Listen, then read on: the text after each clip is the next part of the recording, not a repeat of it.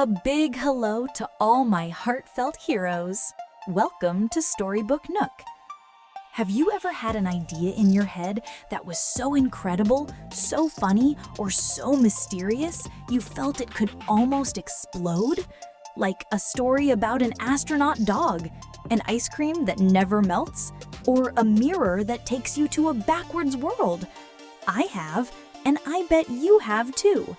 But sometimes when we pick up a pencil to write it down, our mind goes blank, our hand gets tired, and the thought of filling a whole page feels a little, well, lazy. Does that ever happen to you? Well, today I'm going to tell you the secret of a girl who felt exactly the same way. Her name is Sofia, and her entire world was made of the words she read in her magical books.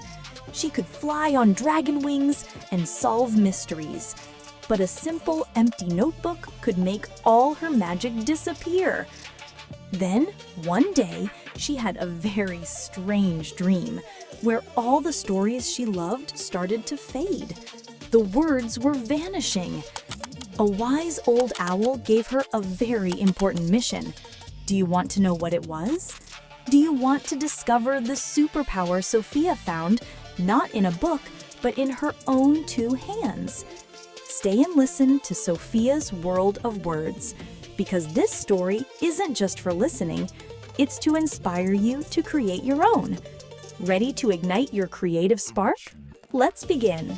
Sofia's World of Words. Author, Little Heart's Smart Emotions. Sofia lived in a world made of words. She could fly on the wings of dragons, solve mysteries with clever detectives, and travel to faraway galaxies, all from the comfort of her favorite armchair. Books were her treasure, and she guarded them like a pirate's hoard. But there was one thing that could make Sofia's world of words crumble: a blank page and a pencil. One sunny afternoon, her mom, Elena, peeked into her room. "Mija," she said softly, "I see you finished another book. That's wonderful. But your journal looks a little lonely." Sofia sighed, not looking up from her book. "Writing is so slow, Mama.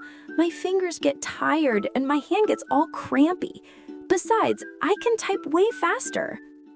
Later that day, Sofia found her dad, Matteo, in his workshop, the air smelling of sawdust and creativity. He was carefully carving a piece of wood. "You know, Sophie," he said, without looking up, "sometimes my best ideas don't come from my head, they come from my hands. When I'm carving, my hands and my brain are having a conversation. Writing is like that too.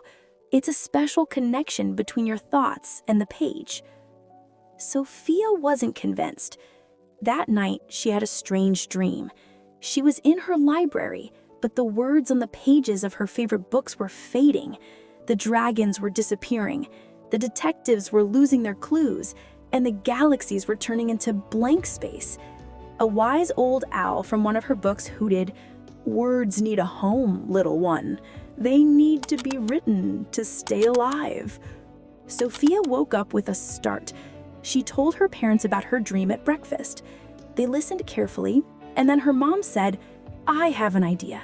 What if we turn writing into an adventure? No more boring sentences. We'll go on a quest." Their first adventure was creating secret story stones. They went to the park and collected smooth, flat stones.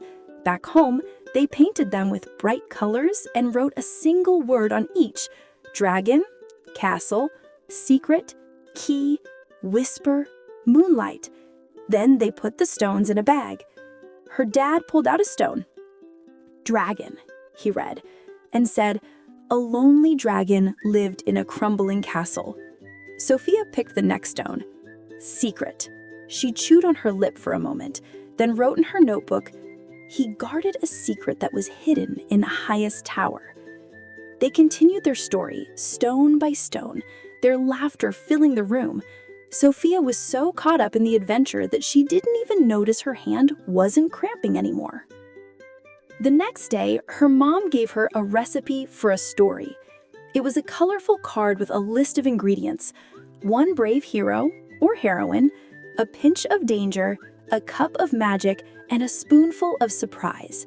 Sofia's mission was to use these ingredients to bake a delicious story.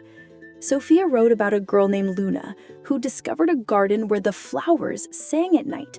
She added a grumpy gnome for danger, a talking squirrel for magic, and a surprise ending where the gnome just needed a friend. Reading her own story, Sofia felt a thrill she'd never felt before. She wasn't just reading about worlds, she was creating them. Sofia still loved to read, more than anything. But now she understood that writing was a different kind of magic. It was a superpower that let her share the stories in her heart. Her notebook was no longer empty. It was filled with adventures, secrets, and worlds waiting to be discovered, all thanks to the wonderful connection between her brain, her hand, and a simple pencil.